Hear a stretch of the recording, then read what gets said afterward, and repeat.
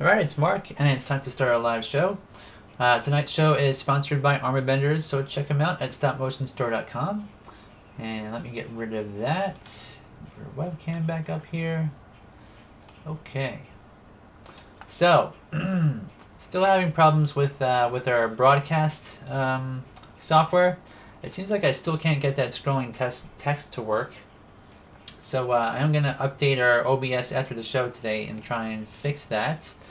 Not that that's really important, but anyways, I've been struggling with that for about 25 minutes here. Still can't get it to work again. Alright, so here's what we have today. We have we're going to finish this character. This is one of our secondary characters that we've been working on for maybe about 2 weeks or 3 weeks. Or actually probably longer than that, maybe 4 weeks, but it's coming along pretty well. And what we have to do is we have a few things, and I'm actually going to cheat something tonight. This pipe we're going to make. Now it's really small here. You can see how the head of our character is maybe about, I don't know, maybe 1.25 inches, 1.5 inches, something like that wide. And his pipe is really tiny. So I was thinking I'm going to be using the Moho program to animate this. And Moho is a program where I can sort of take all these parts and put them in Photoshop and make layers. So, for example, I can put his head on a layer like this, and then I can stack another head on top of that, like that. And when you have a whole bunch of layers of heads, you just make the head visible that you want for that particular frame of animation. So it sounds a little bit confusing, but what I can do in Photoshop when I set it up, when I set the character up for animating, is to I can zoom in on things. So I can actually like take this head, I could blow it up in Photoshop to be really large and have a small body, you know. So like if the body down here was that size, you can see how the head here is larger, right? So, or I can have it where the head is maybe this size, you know. So the further from the camera that I go, the larger and smaller the head is, as you can see. So the idea with this is that this pipe is so small that if I sculpt it this small, it's not very detailed. So what I can actually do is I can make this a bit larger. I can sculpt it larger and then shrink it down on our layer system that we're going to use. So that gives me the ability to make a more detailed pipe. So that's the concept behind it. So we are going to do that. We've got to make a hat for the front, the side, the hair, which is not, it's really easy to do, but the hair has to be created, and I had to make it look nice from a forward and a side view. So what we have here is we have the side view, but I don't have a diagram or a design of that, what it's going to look like from the side, nor do I have that for the hat. So we had to kind of fake it and hope for the best. But and then we had to make the shoes. You know, like this is really simple stuff to do, but I think the hat's probably the hardest thing we're going to work on. So let's work on the pipe first. I'm going to move these out of the way. And this character, I didn't draw any eyebrows on him, like, you know, like most of my characters have little black eyebrows. So I don't know if I'm going to give him eyebrows. I think I might not, just because like I think I said last time, or decided on last time, that it makes him unique as a character, you know, not having eyebrows. So the pipe itself is a dark brown. I think the pipe is the same color as his hair here. It's like probably straight brown, and which I had lots of.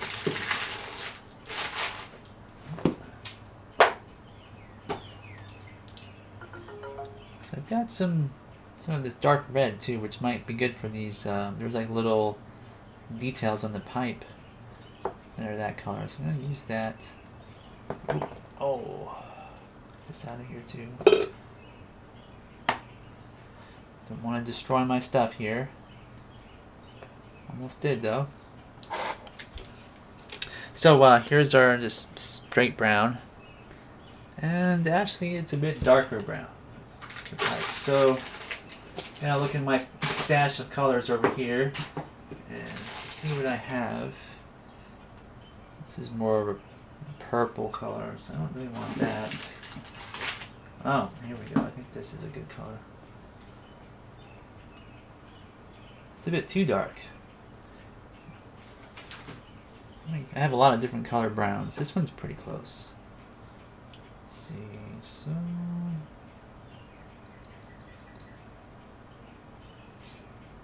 That's a good close approximation. So I'm gonna use this one. The I don't know what they call it, but the part that you put your lips on to smoke out of the pipe is a darker brown than this. So this one is good for that. And I'm thinking this for the detail. And there's a lighter colored rim, and I think that this color is pretty close to that. So let me see. Yep. So I'm going to use these 4 colors for his pipe. So I don't really need that brown, do I? Alright, let me check out the chat, make sure you guys aren't asking questions. Yep, that's, I had the back door wide open here, Jason, that's why. And it did rain. So that's very good. You figured it out. Yeah, it's been raining all day here. It's, springtime, and I kind of like when it rains, actually.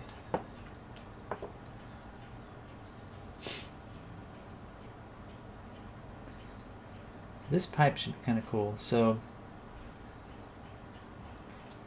this has been sitting in a pile of clay, which has lots of colors. So there's some contamination, contaminated clay. You can see here. It's got some purple, some red on there, maybe some white or something. But that's no big deal. Just gonna take it and mix it up a bit. Yeah, that's one cool thing about this Moho program. It does give you a lot more flexibility in terms of how detailed you want to make, like the hair or whatever you want to put on there.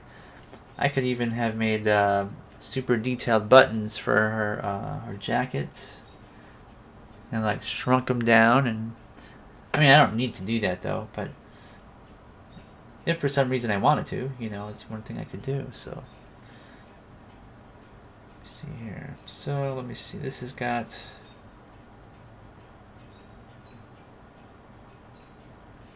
a shape to it that's like a S, and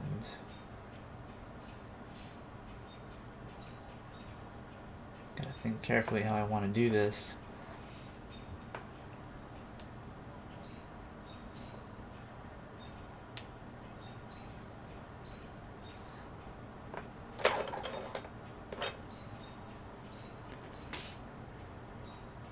So Janet is saying, can you give me advice? A few days ago I talked with a Disney blogger about how it will be amazing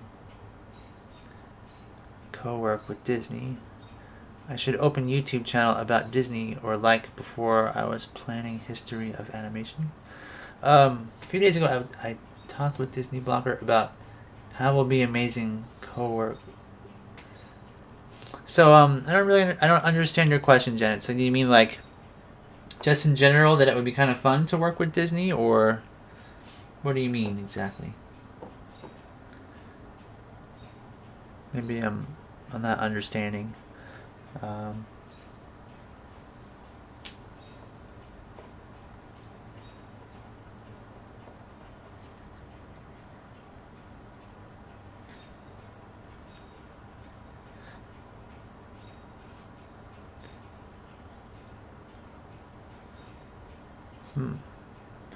Yeah, Disney's, they've gone through a lot of changes, Disney. I don't know. They are not what they used to be, for sure. I don't know if you guys remember that whole Save Disney thing where Disney's brother Roy Disney was trying to changed the way that the company worked, and he didn't like the direction it was going in. They tried to step in and do things, and it's a big drama back then.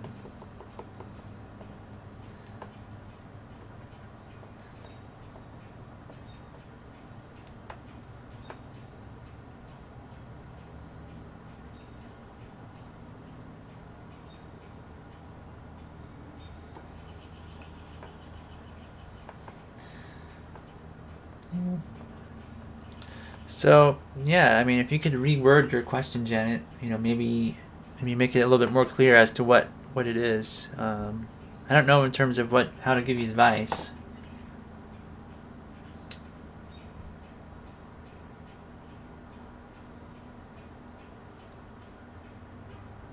So I don't know about you guys. We're actually going to see the Solo movie on the 3rd. So my nephew has a birthday, and he wanted to celebrate by just like getting together and watching the Solo movie. And so our family and family of my sister and my nephews all gonna get together and watch the Solo movie. I think it should be kind of fun. I haven't really been keeping up with it. Like, I don't know if it's gotten good reviews or anything like that, but I'm not going to take it seriously. I know it will probably ruin my impression of Han Solo, and I'm not gonna like get my hopes up and expect a lot. I'm just gonna watch it, and whatever it is, it is. It's easy to get mad at people that alter things too much from what you were originally used to, what you've grown up with. And Jason says, as soon as it's a corporation, it's all about the money. Yep, that's definitely the motivation. And Janet says that Disney send gift invite for press projection movies. You can do interviews with stars. Oh, okay, that's cool. Well, I think they're probably going to select people with very popular YouTube channels. That's usually what they do. I get a lot of junk, well, I don't want to say junk public relations emails, but I get a lot of requests for people to come on my live show, and they're usually not related to stop motion. It's really weird. Like these press companies or public relations companies, what they do is they just, if you have a somewhat popular YouTube channel, and mine isn't even all that popular, but I get these these emails all the time, like somebody's releasing a book, somebody's acting in a movie, that kind of a thing, and they tell you all about it, and then they say, oh, and if you would like to interview this person, write back to us and we'll set it up. But really what they're doing is they're not actually interested in you interviewing this famous actor, like I don't know, pick any famous actor So what they're trying to do is they're trying to just get you to talk about whatever it is that they've sent out in their mass email, because they send it out to maybe 25,000 different places because you're on a list. Someone puts you on a list of an YouTube influencer or something, like, oh, this person is an influencer in this field. So these public relations companies, what they do is they buy the list. They go on a website, and people have collected and put your information there, and then they make money, and they say, well, yeah, you want to know about these people are talking about comic books, and they'll collect every person that has talked or has a blog or a YouTube channel about comic books, just compile it, and then give that information out. They sell it. So a lot of times the information on those lists is not really good. or what they do is they make it out like the people on that list are really important, and of course the public relations company doesn't have a lot of time to check each one, so they just send it out to everybody and hope that somebody famous or like a YouTuber will see it and say, oh, I want to interview that guy, and they'll set it up. But for most average people with blogs and stuff, when you're on that list, the odds of you talking to someone famous is really slim. Not zero, but if you have less than like 100,000 YouTube followers, it's not very likely, actually. Jason says, I think Han Solo is the reason that the first trilogy was the best. The rest have tried to add humor, but it's never been as natural as Han Solo made it. Yeah, I agree. He had a sort of suave, sort of... yeah, I mean, he has his own sort of style of humor, which... ad-libbing that line, like, where Princess Leia says, I love you, and he's like, I know.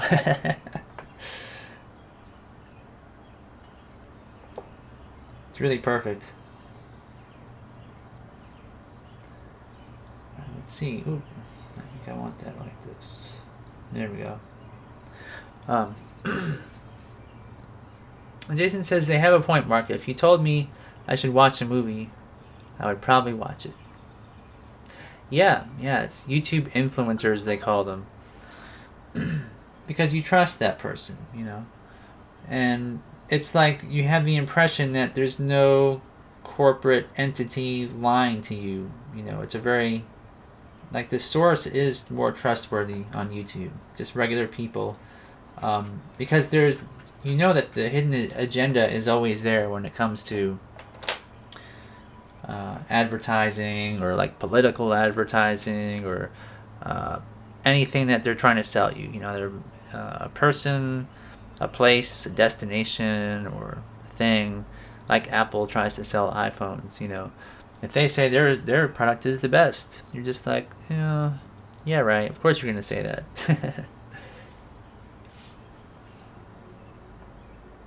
So let's see now. So this color, I think, was the one. Yeah.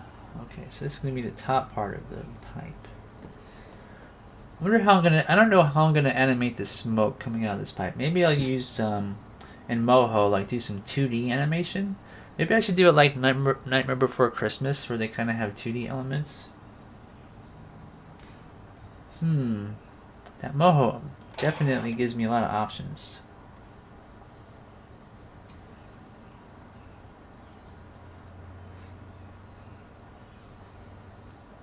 Not too many people actually use Moho that I know of for 3D stuff like this.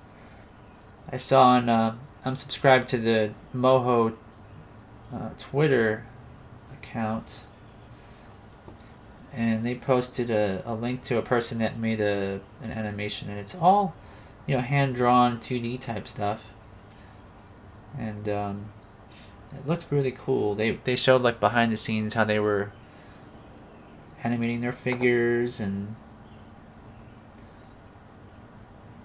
but I have yet to see an all stop motion project, like purely stop motion, done in Moho. I don't know if I'm the first.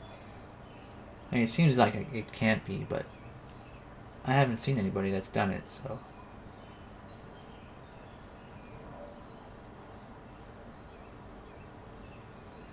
Let's stick this on there real good.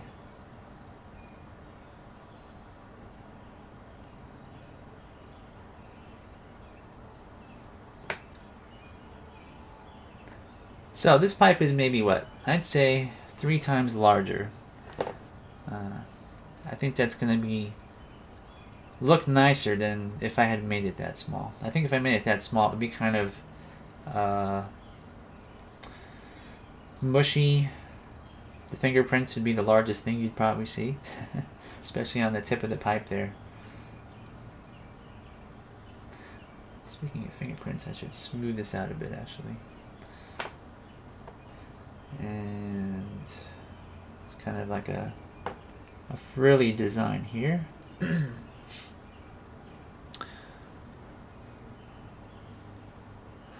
So Janet says, a few years ago, Disney co-worked with bloggers about Disney Channel show, but now they are more like YouTube.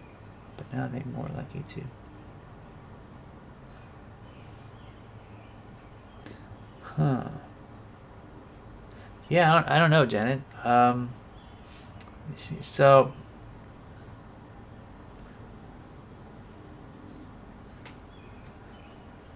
yeah, I don't know. I mean, I've seen like the Disney Channel on TV, and a lot of it is kind of what is the word? It's like limited. Like Hanna and Barbera had their limited cell animation, you know, where they did everything kind of simply. And it seemed like on the Disney Channel they were doing a lot of CG stuff, but it seemed really cheesy, you know, like not very well animated, just kind of almost like they were doing an animatic of some sort, and they put it together as a TV show. I watched some kind of like, I don't know what it was. We went to a place called Orange Leaf, which is where they sell this kind of ice cream. They have a wall full of these ice cream machines where you pull a lever and you can fill up a cup of whatever ice cream you want, you know, and then you get to the end, and you can, the end part of the line is where you put like different toppings, like Reese's peanut butter cups, like really small ones, and then they have you know, gummy bears and M&Ms or whatever, you know, it's kind of crazy stuff. And so we went there and we sat down and we watched what they had on TV, which was the Disney Channel, you know, because I guess, you know, the parents take your kids to get ice cream and stuff, so they had that on TV, and just what I saw, I was just like, the animation was really, it was just the most, you know, like the most mediocre, half-assed thing you've ever seen. But I don't have it on, you know, I don't watch TV so much anymore because I think the internet has got a lot better stuff, more, you know, catered to what I like than just, you know, random TV commercials everywhere, and it's almost like it's so there's so many advertisements on television these days, and the amount of good stuff is limited, really limited.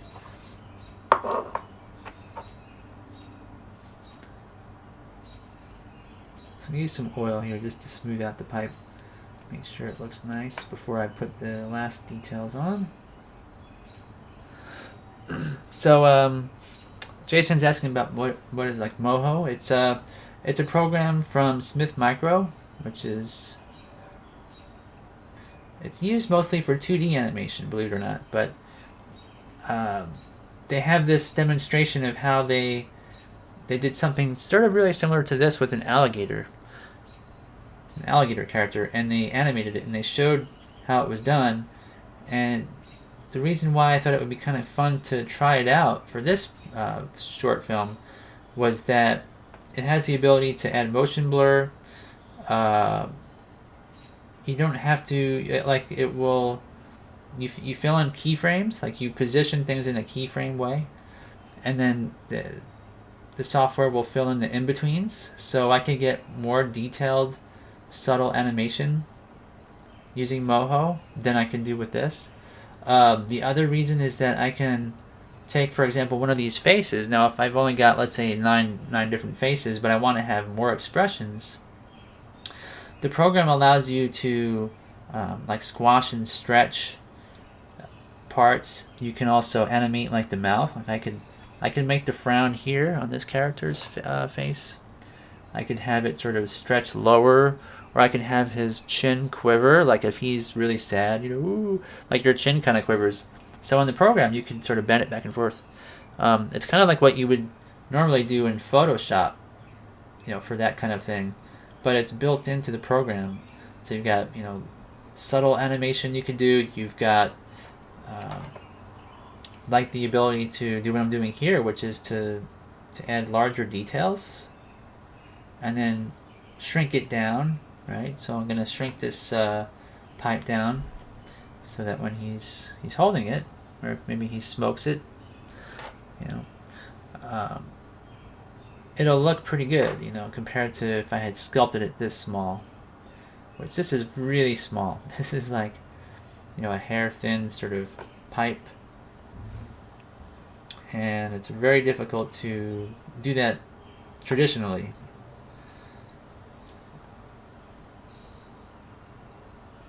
Let's see here.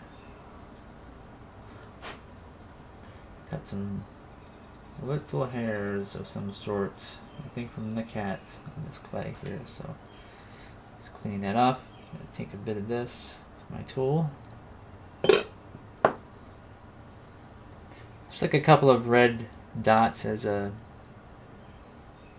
ornamentation on the pipe, which is what I'm gonna add.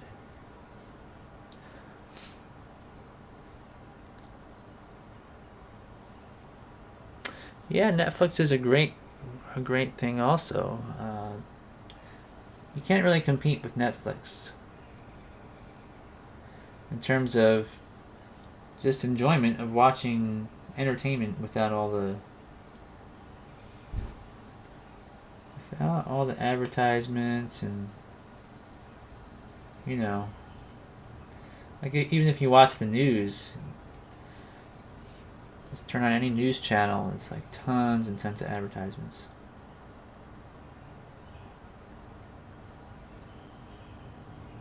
Okay, so here is our pipe with its ornamentation. And I could sort of, camera won't really see that, but let's kind of make that flange out just a little bit there. Alright, so it's simple, but I think that's pretty good. Alright, so we got his pipe done. Now, what else we need to do?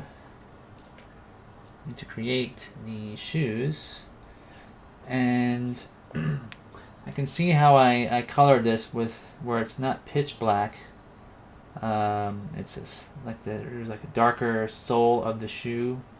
I don't think that the webcam here picks it up, but this is a slightly lighter, almost like a dark gray shoe. So let me see if I have anything close. I've got some gray and I've got black. So let me get these out of the way. Well, actually, this is going to be the hair, so this is going to be up here. Let's do that. Let's see, this I don't need. Get this out of the way. Let's put this over here. Let's see. Oh, got another voicemail to check that later. You know, my phone doesn't ring where I live. The reception is horrible, so I'll get a notification on my phone here. It's like new voicemail, right? And if I want to listen to it, let's see here. It says cellular network not available. You know, because I kind of live like at the bottom of a hill, and so I cannot get anybody to. I can't actually answer calls. It's not very good. So what I'll do is I'll usually go upstairs or go outside and listen to my voicemail. That's the one bad part about cell phone technology, is it just does not work very well.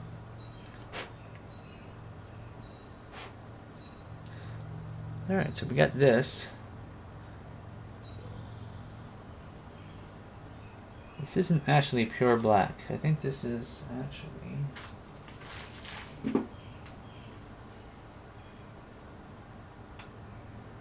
This one here is actually pretty close. Let me see. I don't need this anymore.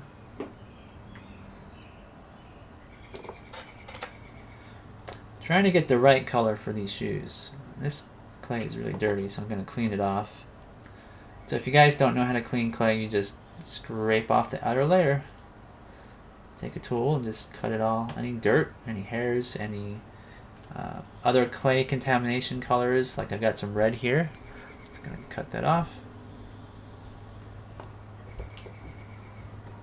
Alright, so this is going to be our shoe color. So this is not straight black. This is definitely got some different, either white or gray that I mixed in with it. So I'm going to make some little shoes. Let's see, this color I don't need. This is the side. I don't need this color.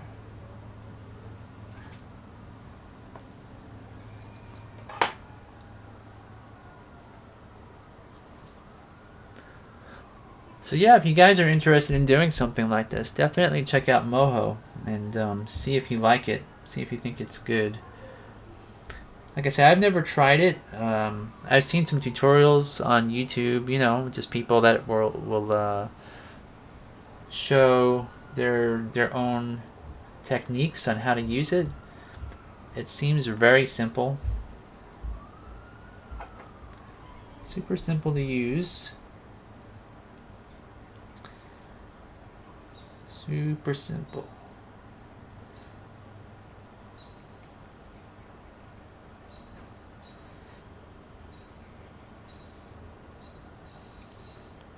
The Stop Motion Pro company actually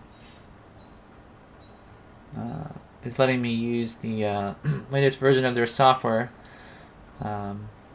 Working with them because I need to understand how it works. I haven't used it in a while. And if any customers ask me questions, you know, I kind of need to understand how to help them. And so and I was a beta tester for the latest version, so I know it worked great when I tried it. Still need to install it on my computer, but if Moho doesn't work out, I've got that as an option to animate this as well. So I could just do it straight ahead. The only thing is I'd have to make a smaller pipe in that case. That's the only thing I got to do. I'll move this over a bit here. Not sure if you guys are seeing all this.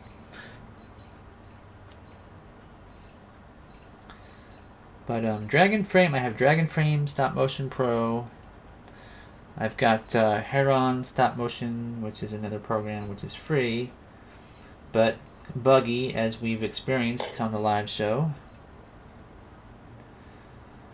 I think this will be okay. You know, this shoe is probably a little bit too large, but I'm alright with that because, like I say, I can always resize these shoes to anything I want within Moho, actually in Photoshop and as layers, and then import it into Moho at whatever scale I want. So I think this is going to be okay with that shoe. The hat's going to be a bit hard. That's the only thing I'm kind of worried about. And I guess I need to make arms too, don't I? Thinking about it.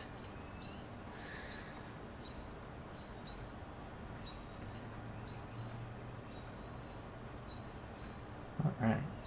So, I don't know if you guys are able to see, but there's kind of a marbling effect on this here. I didn't really mix the colors up too well.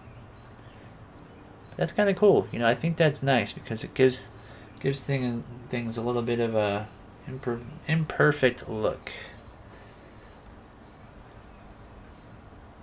which I'm totally fine with. So we got shoe number 1, shoe number 2.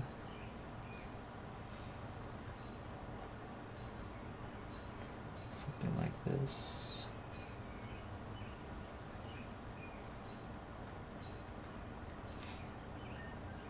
I don't know if you guys are fans of like Earthworm Jim and the Neverhood, but Doug TenNapel, he was the designer of those characters. So it used to be like a video game that they came out with, and then there was like Skull Monkeys, and then there was the crowd-funded video game that they created. What was that one called? I forget. But Doug TenNapel has a YouTube channel, and he's been explaining how he designs characters. So if you guys want to try to design characters like this guy, I'm not super good at it. I'm not really a great designer. I'm more of a sculptor. You know, I can sculpt stuff a lot better than I can draw. But if you're wanting to learn how to do that, check out his YouTube channel. So it's Doug Tennaple, Tennaple. So he's got like a small graphic novel, I guess, or I don't know what you want to call it. It's like a book where it's like a comic book, but it's not really a comic book. To tell some stories, and is this good? Yeah, I need to make this fatter. Let me add some more clay. Alright. Messed that up a bit. But he's got some really cool characters that he's designed, and he shows how to do it. Janet says, I'm worried that Disney's streaming service will never come to Poland. Yeah, I don't know. That's something that I hate, that when there's this one show, it's like a robot show in the UK where they build robots, and then they have them destroy each other. You know, it's like a robot contest of sorts.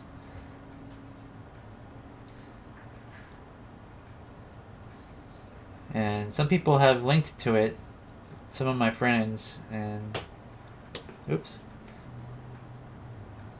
And I'll click on the link and it's like, oh, not available in your country. But one way around that, if I wanted to really watch it, is to get a VPN, a virtual private network. That way, if their servers see where you're at, you can hide your location. They can think that you live in America or Canada or France or something like that.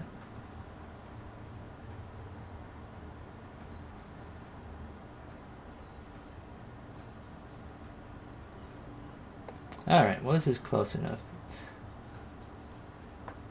I think that the shoes that I've got drawn are not very well drawn. So speaking of poor character design, I'm trying to sculpt based on a poor design, which is my own design.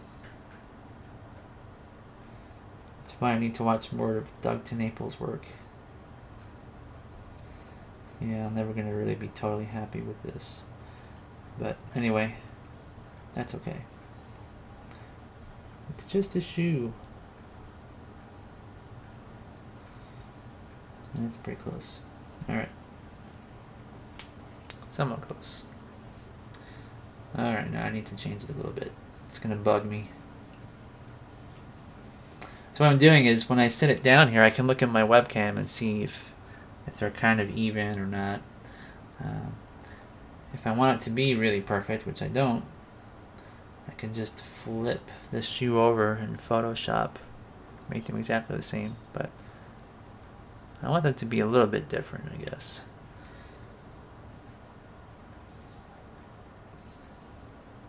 Not trying to make a CG perfect symmetrical piece here, just kind of. Alright, that's good enough. So now for the side view, I'm not really sure if I'm gonna, let's see, which one was this? This is gonna be the side. So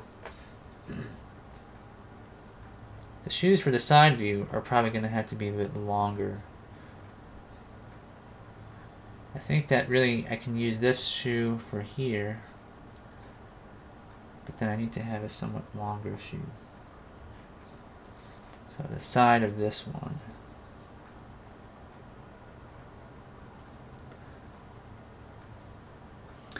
And so Jason says, I never really understood why so much time was taken with 2D design drawings. I prefer to create and modify in 3D, but of course I'm not a studio.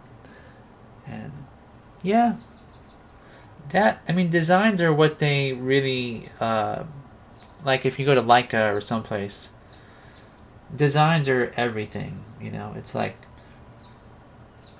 it's more of a decision-making process, like what do they want? And when you have a committee of people, it's both good and bad. The good part is that sometimes you can get insights into what is a good, like, character design or something. You can sort of say, oh, I don't like the nose on this character. It doesn't look right. Or, oh, this doesn't make sense in the story. I just realized the way you wrote this story, it doesn't have any continuity with the last story or something. So, in that sense, you have people who will notice flaws in things and then they can fix it.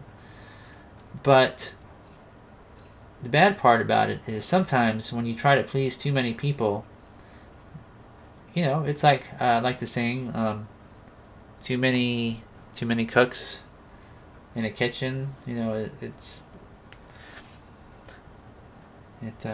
food tends to come out I don't know if homogenized is the word. Like, you kind of have this, the uniqueness of it is taken away because you're trying to please a lot of people. Like, I used to work for a company called Natoli, which they what they did is they made these like candies for sweet tarts and stuff like that. And I was a sculptor, and so I would sculpt based on a drawing, and then they would come in and they would say, oh, I like the way this looks, or I don't like the way this looks. And they had a guy that actually came in from Disney who would sit down and approve or disapprove of our sculpts. And so I had to be there when he was there. And I would sit down and he would say, oh, I like this, this is great, but I want you to change this. I don't like the way this looks. This doesn't look right, So from his perspective, he thought that, well, he's just, he's directing me to sort of make something look the way that they want from a Disney perspective. And I was always like, yeah, okay. I'm not going to argue with anybody. But little did he know that before he got to that point, the people that worked for Natoli, usually 3 or 4 different people, would all look at my work and critique it, and I would try to please the main guy. His name was Bill. And I would try to make him happy, but he would listen to the other people say stuff, and he would doubt that something looked good or looked bad, and so you had this kind of group mind of people that want things all to look the way they like it, individually, and so you try to make everybody happy. You would make all kinds of sculptural changes and stuff, and then when the Disney guy comes in and he sits down and says, oh, I like it this way. Well, a lot of the times that was the way I originally sculpted it, And it would be so frustrating to re-sculpt things over and over again, So in some ways, having a... my fingers are a bit dirty from the other colors. I should probably clean them off here. So... it's like a time waster sometimes, having too many cooks work on a meal or critique a sculpture or, so having, like on a film, one director and one vision is very, very important, If you have too many people, it's just not fun. Not fun at all to be an artist in that situation.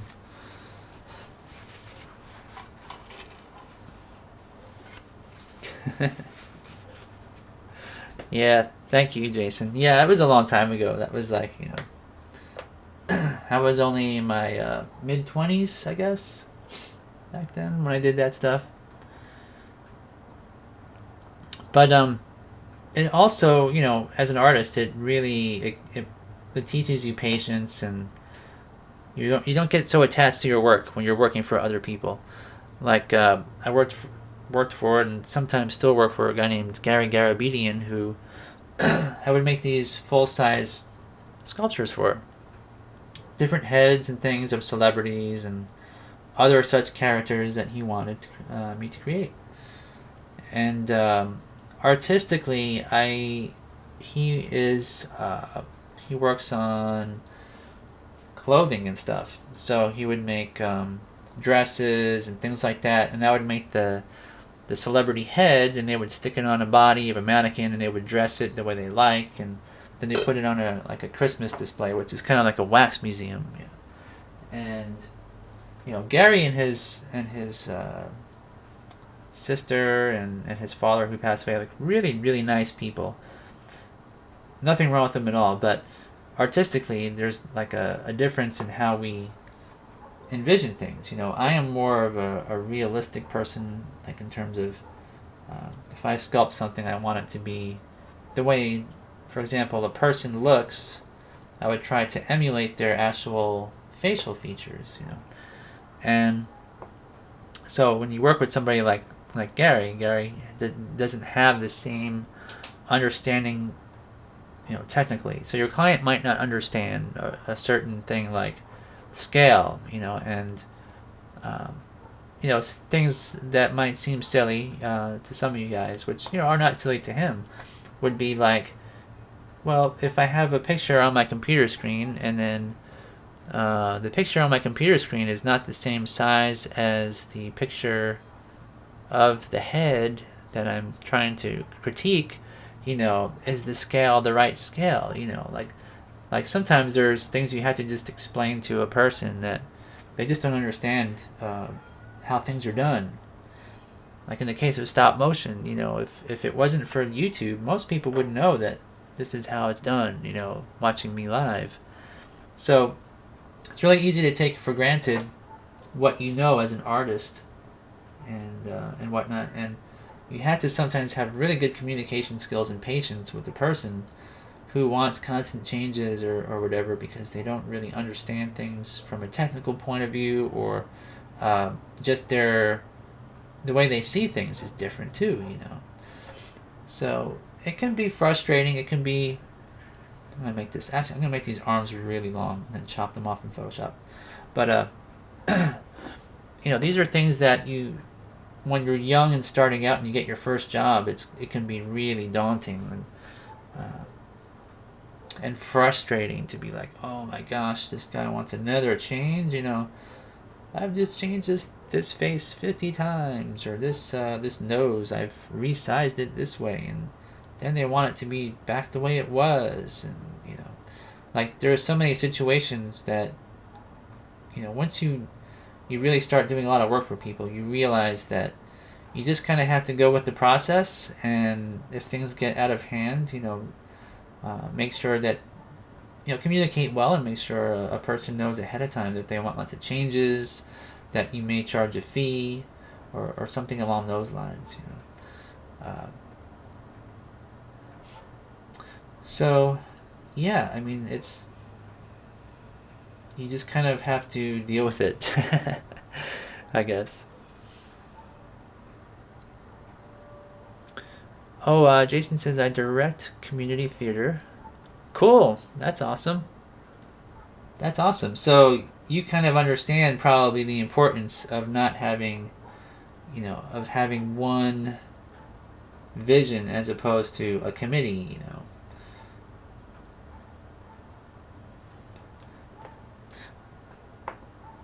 I mean, if you can direct it, it's much simpler.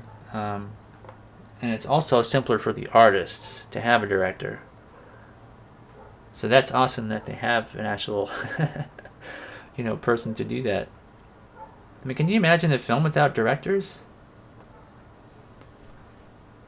Or like a play or anything? I mean, it's chaos, right? So, yeah, Angelina Jolie, yeah, that's one of the people. Let's see, Angelina Jolie I sculpted for a different person. It wasn't for Gary. I sculpted a lot of, like, let's see, like a full-sized Barbie head, for a mannequin.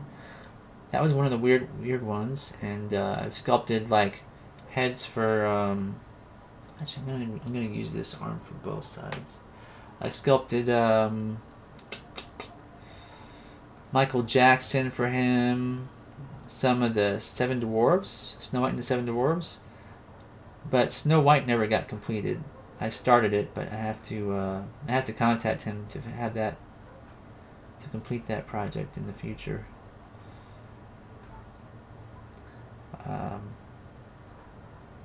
Fred Astaire. I did Fred Astaire for him, and who else? There's a lot of them. And I've only seen a few of them painted up, cast and painted. That's the other thing.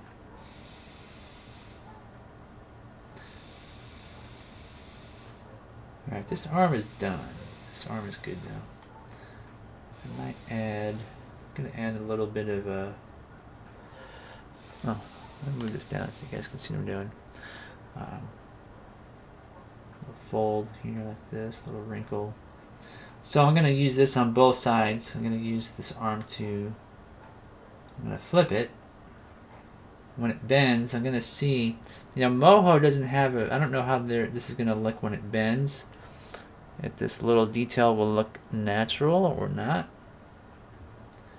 So it's going to take some experimenting. I might have to alter that and re-photograph it at some point if it doesn't work out.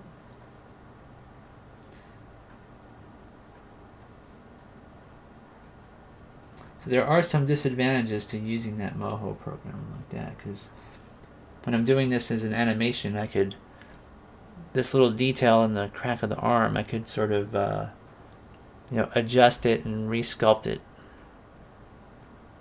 if I need to. But we will see what happens there.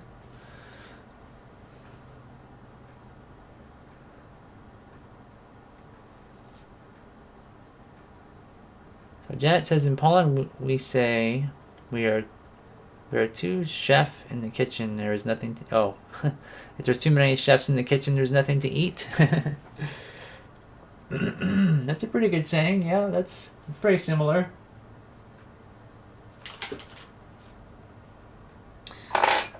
So we got the pants, we got the pipe, we got the... It's going to be the arms.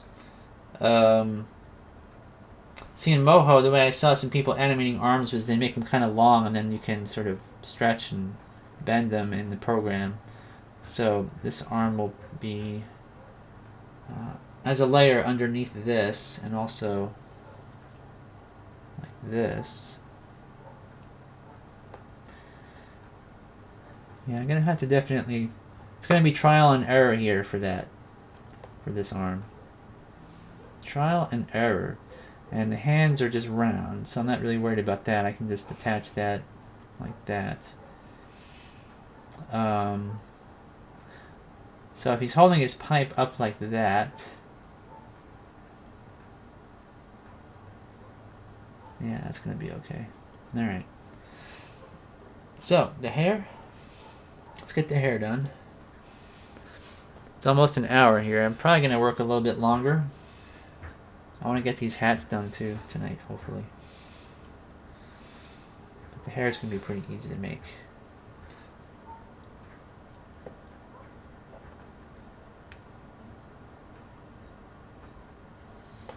I might go with making a neat texture on here. Where's my... Here it is.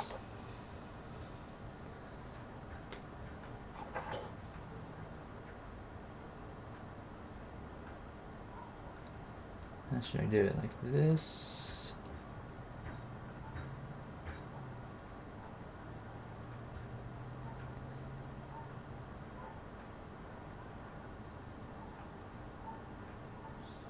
This might work pretty good.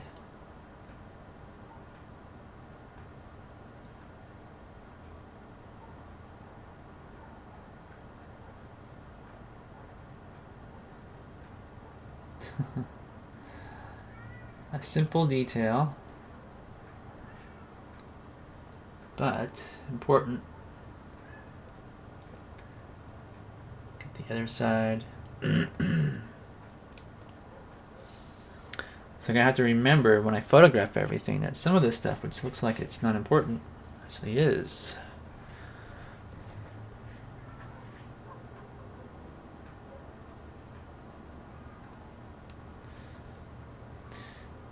Hey, Super Pumpkin Head.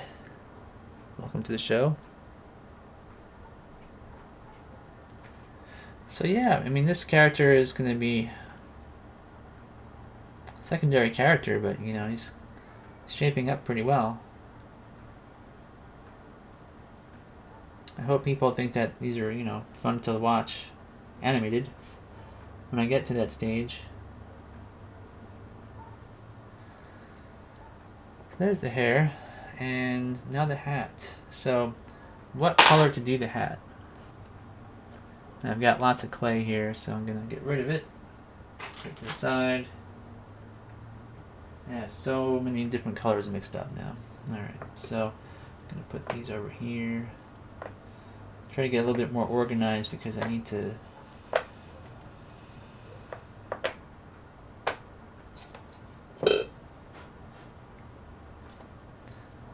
do is have access to the drawing. There's a little piece of foam core. I'll put it over here. Move this out of the way. So there's quite a lot of pieces to this character.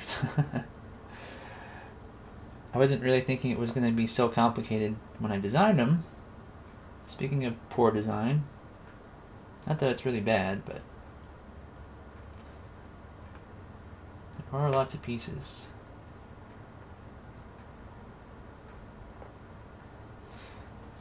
Okay. So what color to make the hat? Let's see.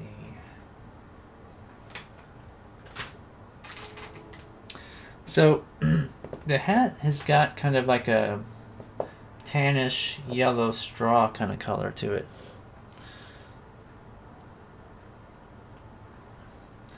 So I don't want to go with like a very vivid yellow. I want more like a pastel.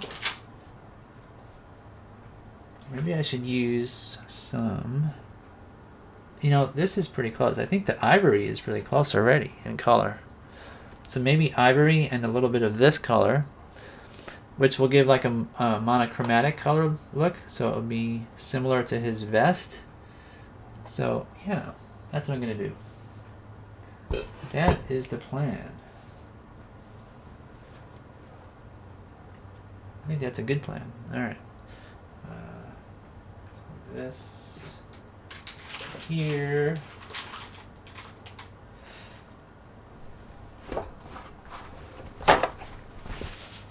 Kind of clean my hands a bit too, because if I don't, I'm going to use some of this 91% isopropyl alcohol. I'm going to make sure the colors look nice. Don't have any cross-contamination of colors.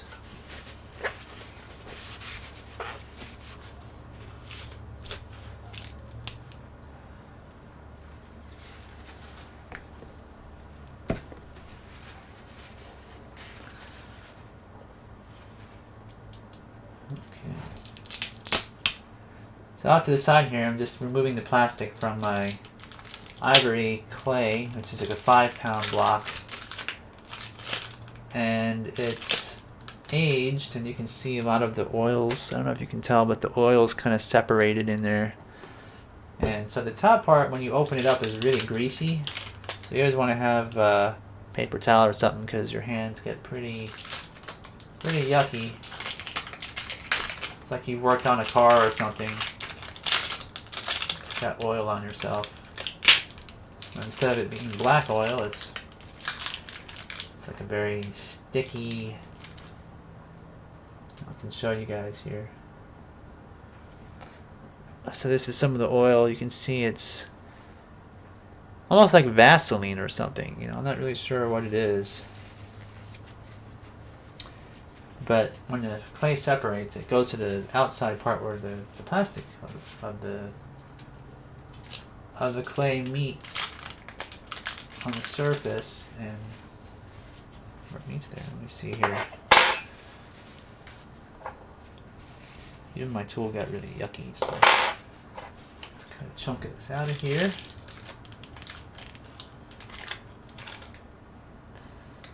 So there it is. Let's see if you can tell. So you can tell the shiny oil on top, but on the inside it's nice. So we're just going to mix this up by hand, kind of even out This clay is actually great, though. So, I don't know if you guys know this or not, but the older your clay gets, the easier it is to animate, the better it becomes. At least with Van Eyck clay. So, if you guys ever plan on making a clay animated film, you want to get lots of clay, put it in a box, and let it sit there for a couple of years. If you don't want to wait 2 years, that's, of course, that would be crazy if you're starting to work on a film and you have no clay. But you don't want to throw away your old clay. You want to keep it. It never actually goes bad. It just gets better in texture. And this here is just great because you can see it. I can pull it apart and crack it, but I can tell if I roll it up here. Now you can bend it and it holds its shape really well. It doesn't crack easily. It's smooth. It's just some awesome stuff. Now Van Eyck recently changed their formula, so a lot of people have problems with the way it handles. But I have so much of this older clay that I'm not really, I don't have a lot of the newer stuff. So I'm going to mix in some of this, which is, I think, like a terracotta or something here.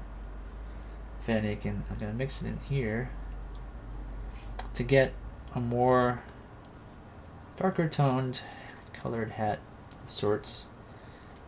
And it's going to do it like this.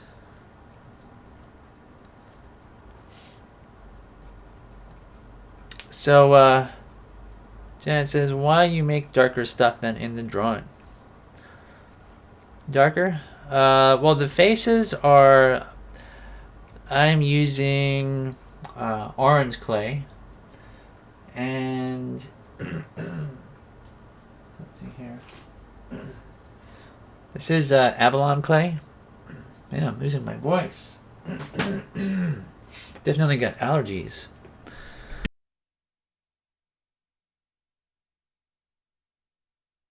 Excuse me. So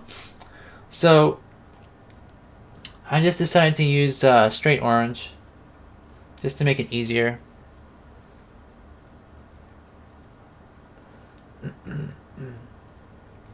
I really like the way the color looks, and I like the way it looks sculpted. For example, just looks cool. So it's more an aesthetic thing. Actually, when I designed these characters, they do have different shades of orange. So, for example, his cheeks are darker. I don't know if you noticed that. It's kind of hard to tell, probably, but it was not originally going to be just one color. But then I thought, if I try to shade each face, it's going to take forever. That's another reason.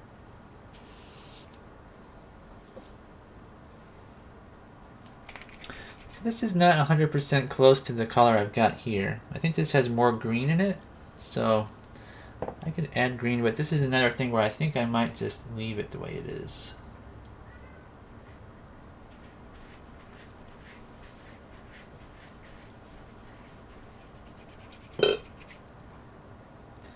So we have now a fairly uniform color. So we started out with ivory, which is like this.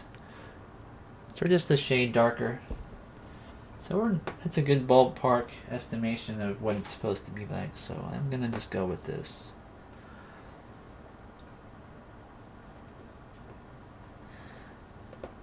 All right. Kind of cool. I am just about done with this particular puppet. There are so many parts to this puppet. It's kind of crazy, but for a secondary character, how much work has to go into it. But I'm pretty excited that it's just about done. I don't think I have many more characters to do after this. I'm gonna have to check in what I've got on my computer of my character designs and see which ones are left. We got the secondary mother character. I think requires some extra heads. I'll have to check.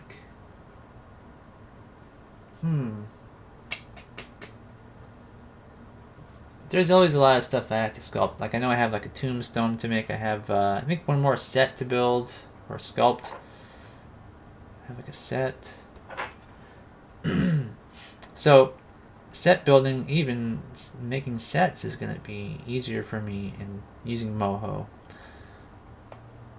Main reason being that, you know, I'm using Photoshop to put it all together as a background image, as opposed to something that would be on a clay on glass rig, because that's a bit limiting in terms of the size and what I can do, as well as what I can do in terms of details. So let's see, here is the top part of the hat. This. I wonder if I should add a texture to this, like maybe take some paper towel or something and press it into the clay. Let me see what this does. I'm going to try to press this pattern into the clay.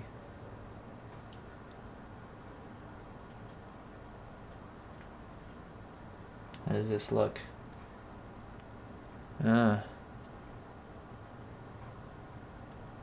Not very nice. I think I want a texture in it though. I'm just trying to think what I could use to press into it. Because it's kind of like a straw hat, you know? Like you would think it's made up of something either of like a grass or a straw or some kind of a coarse fabric.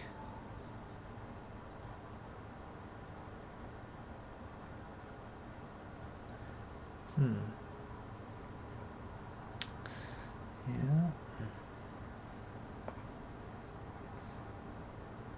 Got different things. You know, one of the things that I try is like this. Got the edge of my X-Acto knife. Ooh, that was pretty cool. Yeah, that's pretty good. That looks like a kind of like a burlap or something. Let's see if you guys can see this. This web camera is not the greatest, unfortunately, so let's see if I can get it to focus at all. There, you can kind of see it there. See that texture? I think that looks pretty good, and actually in terms of scale and everything, it's about right.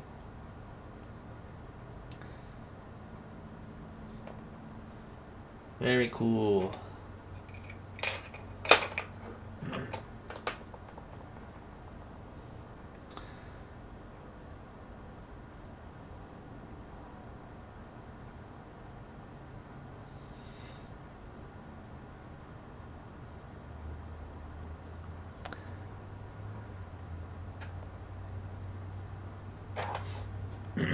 So I don't know. Do you guys play any instruments? Are you guys musicians out there watching tonight?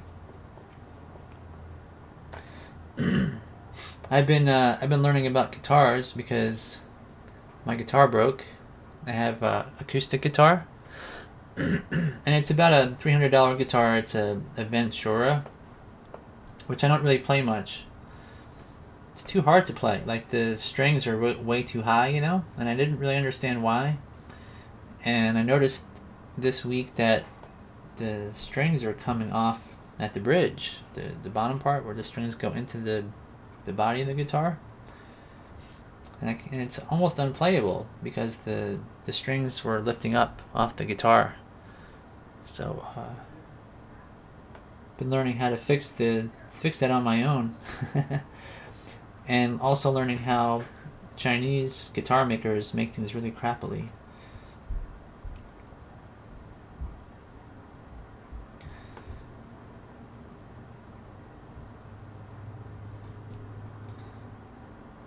Turns out that they glue those bridges on. They put lacquer all over the guitar, and they put like a piece of tape across the body, and they glue the bridge onto that part after they've peeled the tape off. There's like a bare wood area, but there's so much lacquer underneath it still that those bridges pop off over time.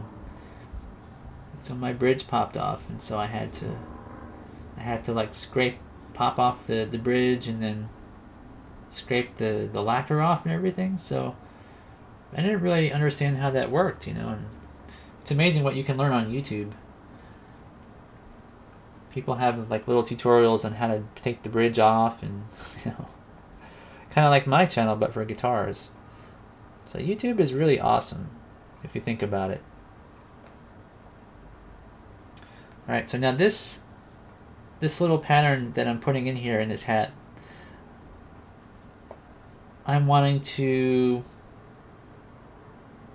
make sure that when I put this in Photoshop, that I have some space that goes in the back of his head, something that goes behind him, so that I can make it look like the hat is actually on his head and not just sort of sitting on top of the... So what I need to do is, I think I'm going to add a piece of flat clay back here.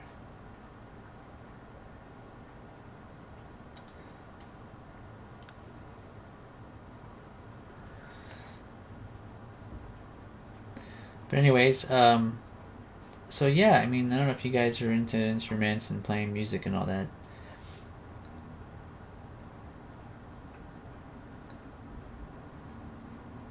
I do dabble in it, but I'm not really an expert at all.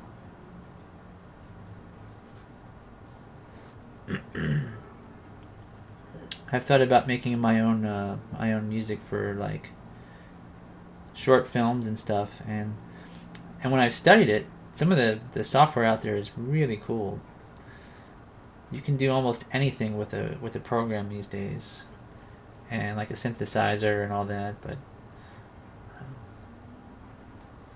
it just makes things so convenient and gives artists so much power to make different sounds. And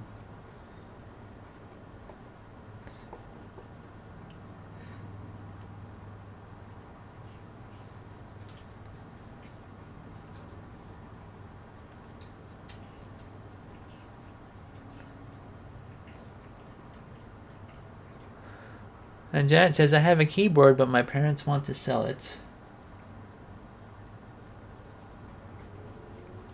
That's too bad. Yeah, keyboards are kind of cool.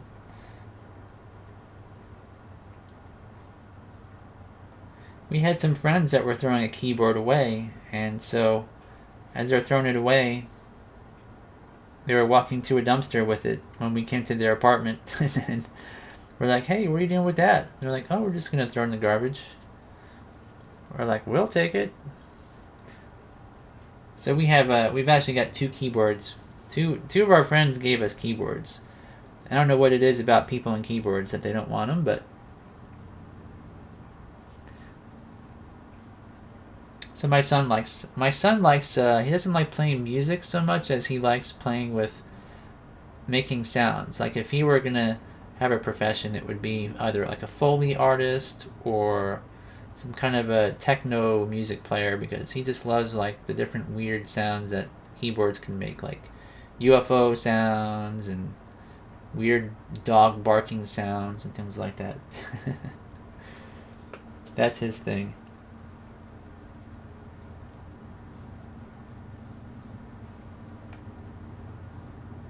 Alright, so let's see here.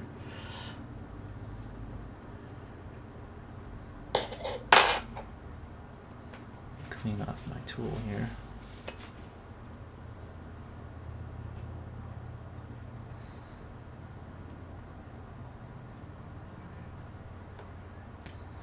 But I've been dabbling in playing guitar for a while, just trying to get better at it.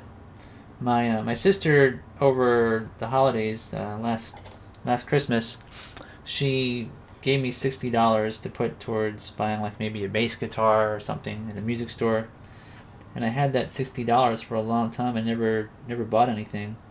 I didn't want to just like spend it on anything because she got it specifically for like a musical instrument. So I went to the music store and I got an amplifier for $60, the same same amount that she gave me for Christmas. And I have an electric guitar that I never really played much, and so I got this amp and I plugged the guitar into it, and it sounds really cool. Like if you have an electric guitar and you can't hear it through an amplifier, it's not very fun. And so the amplifier gives you the ability to make like a heavy metal sound or more of acoustic sounding guitar. It's actually surprisingly fun to play. So I've been trying out songs that I grew up with, trying to learn a few of them. Some of them are like heavier songs, and some of them are more like Red Hot Chili Peppers and stuff like that. Alright, so I think this hat's pretty close to being done here. I want to smooth it, and then I'm going to add that texture all over the whole thing.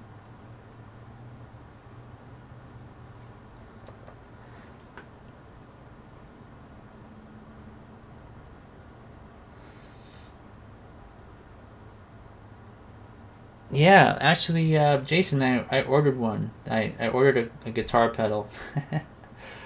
It's the Big Muff guitar pedal. I don't know if you know what a Big Muff is. It's like if you're into Smashing Pumpkins or any kind of grunge type music, or I think that Black Sabbath used to use a pedal that was similar to it for like the Iron Man song, which is really famous, and it was like $85 or something like that. So my wife got me the guitar one year for my birthday, and my sister got me the amplifier basically because she gave me the money towards it. And so I'm like, well, let's get a pedal, and that was one that I had researched on YouTube. And it seems like a lot of artists use it because it sounds really neat,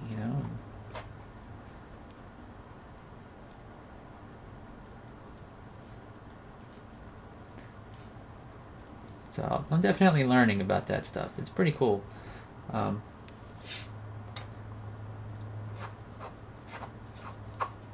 I'm learning about, how to fix guitars and, how to tune them properly and stuff like that, because my guitar is only it's like a $100 guitar, it's junk. It's like a no-name B. It's called like B guitars, I think. It's sort of like a Fender, but it's like it's like a clone, but very cheap. But it sounds pretty good. I can't complain about the sound for what it costs.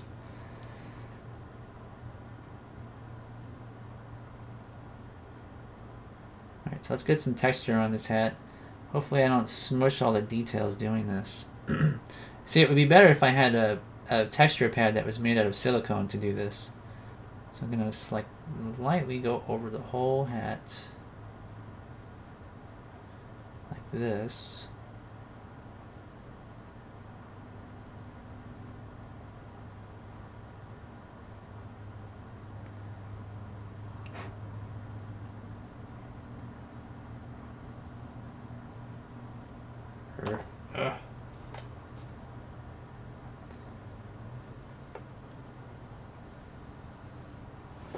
Okay, so something like that. And in Photoshop, what I'll do is I'll have to alter this a bit. I might even have to make the top part as a layer and the back part as a layer so I can have it fit on the face. That's alright though, I can definitely do that. Kind of clean this up a little bit.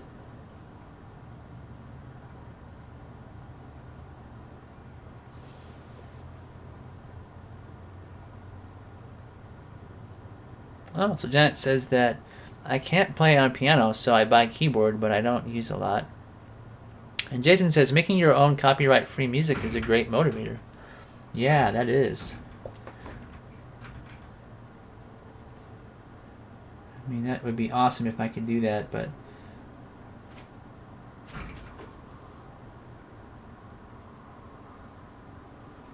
Hey, psst, what are you doing, cat? My cat's trying to get a bug on the screen door.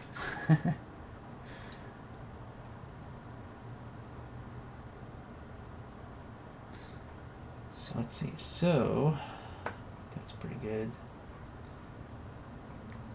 Okay, so I don't want to destroy any details, but I think that looks nice. And I'm probably going to add just a few little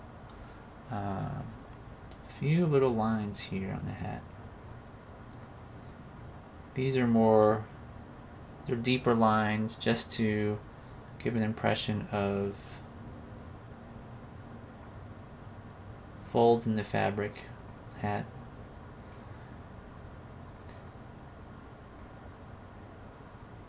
I don't like things to be too uniform in texture. You want to have contrasting textures on a sculpture. I think that's good. Alright. Little final details there.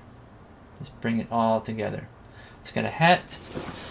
Now what we need is a hat that has a sort of side view, because the head will turn. And so we need all these details to be towards the front part of our character. Psst, Zach, don't do that.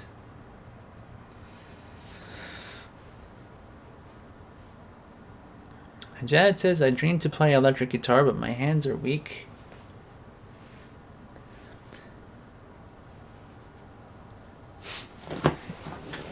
Yeah, that's not nice.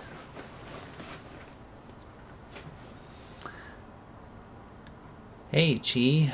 Welcome to the show. We're just finishing up our character here. It's got lots of our replacement faces and things. And we made some hair. We got some hands. We got an arm. We've got some pants. Everything. So, actually working on the last thing, which is a side view of this hat. And we're going to call him done, which is really cool.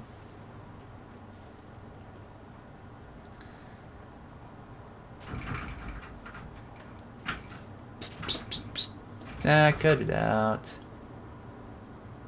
It's going to put a hole in the screen. Crazy cat. Alright.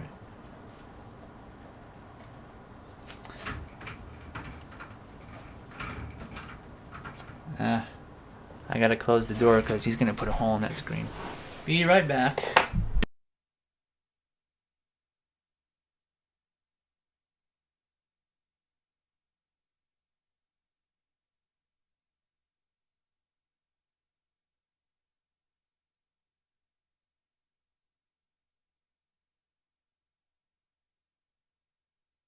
Okay.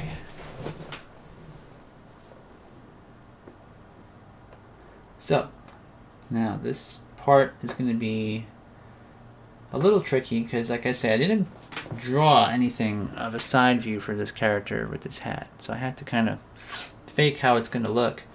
And we've got a part that's in the front over his eyes that is the most forward part, right? The part that sticks out the most. So, let me see, I could probably sketch something.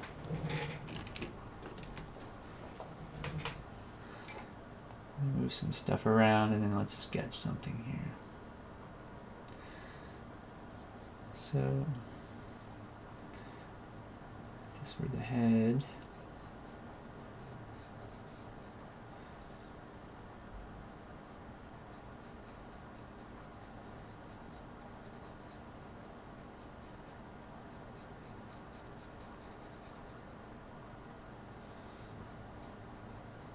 So I think this would be kind of how it would look. So I think we'll have like a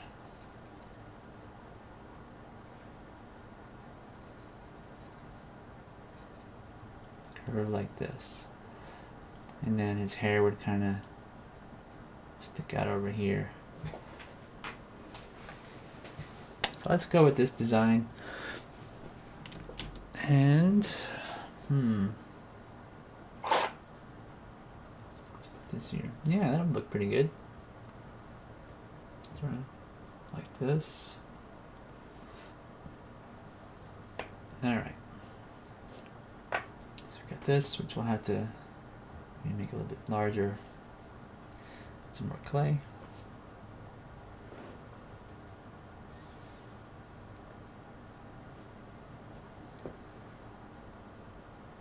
And it's definitely going to be fun to animate this. Definitely going to be fun. And I think in that Moho program, I could probably do eye blinks in that program, but, you know, where you kind of digitally close the eyes. But anytime I've seen people that have done something like that, like in Photoshop, I never really liked that. So I'm probably going to make, I should probably make before I animate all these a sort of set of general eye blinks, you know, that I could put over the black eyes. Like a whole series of blinks for each character.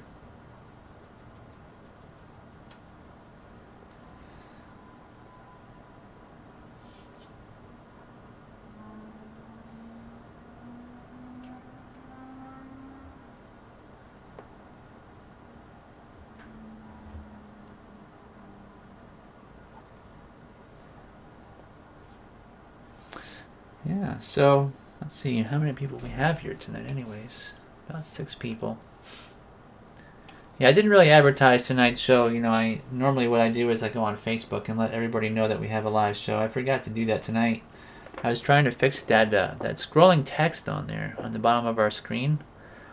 So it says like news and it says Facebook, Animate Clay, and all that at the bottom.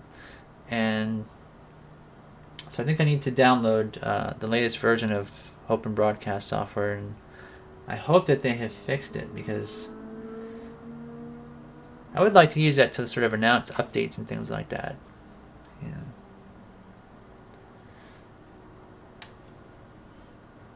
Also, as a reminder, because we have our 5-week challenges and whatnot, and I like to, you know, remind people at the bottom of the screen, like, oh, you know, join our challenges. They're a lot of fun. Which I'm hoping that people will join the next one, or the current one, and get a bunch of... Okay, so this here I'm going to flatten. I'm going to flatten this out like this.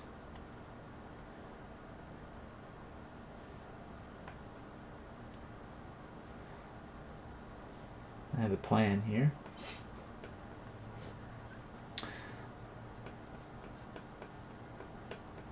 So also, I've been trying to add more news to our website. I don't know if you guys noticed. We have our world news section, and I've been adding more videos and things to that. I don't know if you guys read those or not.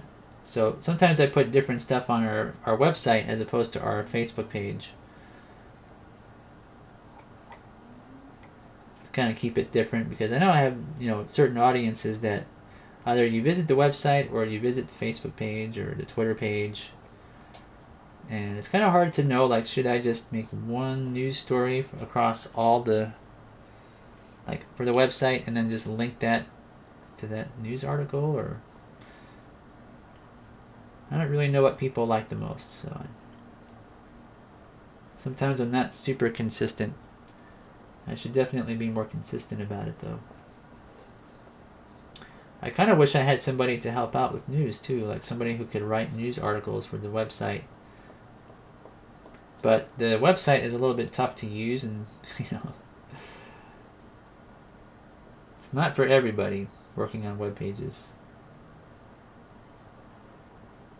All right, this is going to be pretty good here. Let me see. Oh, this has to be wider. All right. Let me make this wider here.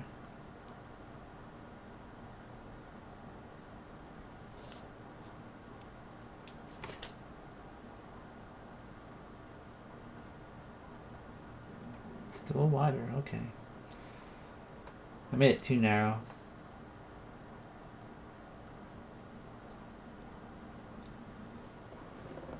So Peter says, I always miss these, unfortunately, and watch them later, but I actually caught it today. Yeah, you know, actually, I'm kind of doing a longer show than usual tonight. So normally the show would actually have ended about a half hour ago. I just want to finish this character up tonight, and I have the time to do it, so.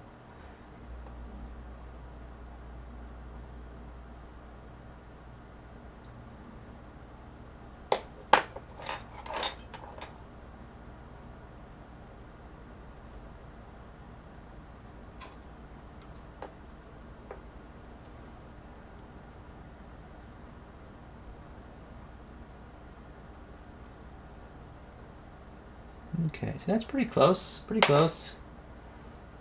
This will do. So what I'm going to do now is just kind of make sure that there's dimensionality to this hat. Like for example, this part here, this little scoop, I'm going to kind of put it behind the hat a bit, you know, so it looks like it's curving behind. And then to sell the illusion, I'm also going to add just a little bit of a indentation here, like this.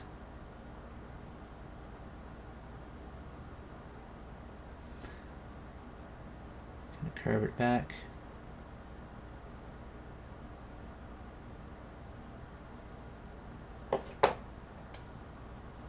Then smooth it out.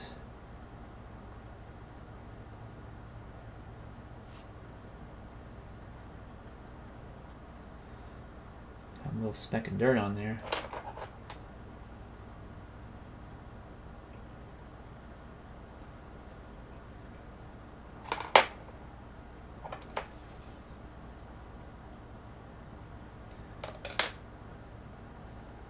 Also, I think I'm gonna kind of curve the back part a bit, make this nicer.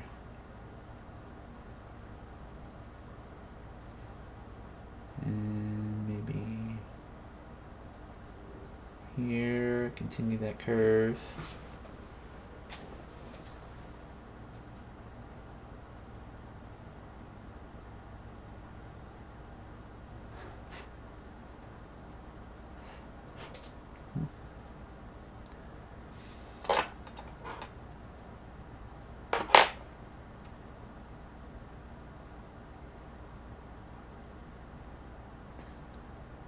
Pretty much that, and then add some texture.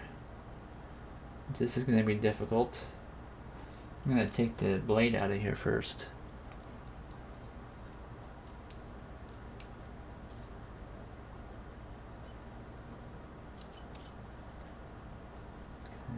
Go like this. So this is how we're texturing the hat. It's just an X-Acto blade, so if you guys are coming in late, that's what I'm using. Because I want it to have that, like there's a, like a cloth, like a, I don't know, like a straw hat kind of texture perhaps, or maybe a very, like a burlap weave, or very heavy pattern to it.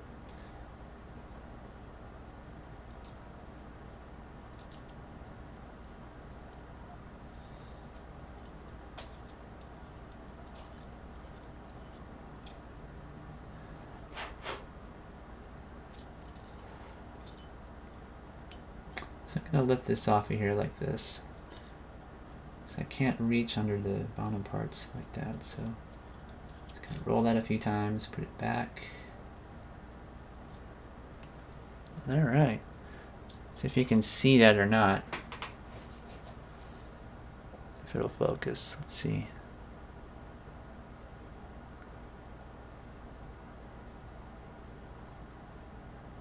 Yeah, it's really hard to tell here. My light is too bright, I think. Let me move it. Let's see.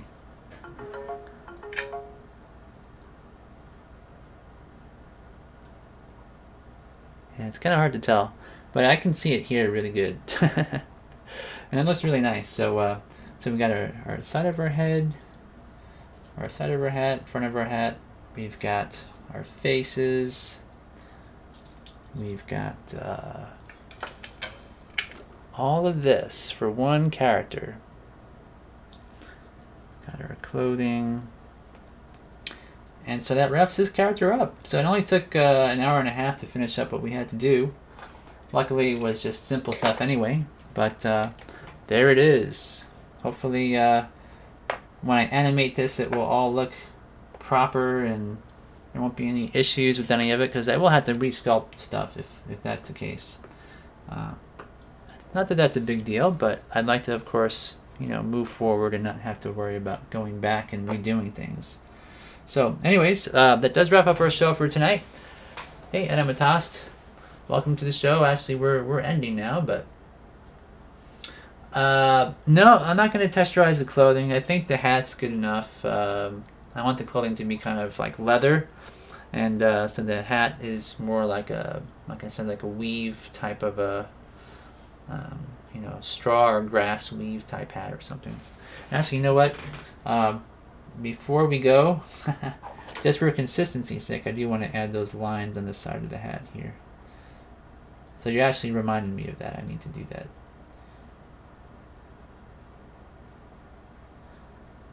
All right, good enough, good enough. Okay. All right, well, anyways, thanks everybody for stopping by and hanging out and chatting. Hopefully you learned something new, maybe, and I will see you all next week. See you later.